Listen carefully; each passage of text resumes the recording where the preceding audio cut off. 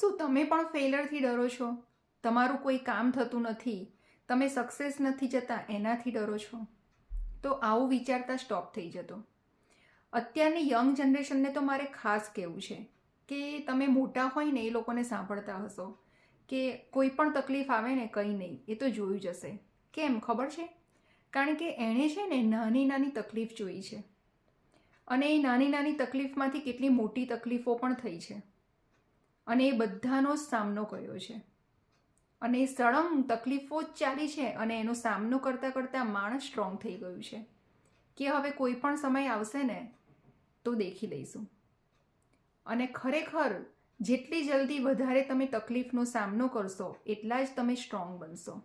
અને હા, લાઈફમાં સક્સેસ તો થશો જ. જો દિલથી મહેનત કરશો ને તો આજે નહીં તો કાલે સક્સેસ તો થવાશે જ. પણ આવી સ્ટ્રગલ જોઈને, મહેનત કરીને પછી સક્સેસ થશો ને તો એનું અભિમાન નહીં આવે. જો સીધી જ મહેનત કર્યા વગર જ સક્સેસ મળી જશે ને તો ભલભલા માણસને છે ને અભિમાન આવી જાય છે અને જ્યારે અભિમાન આવે ને ત્યારે સફળતા અને પૈસા છે ને ટકતા નથી. વિચારી જોજો તમે.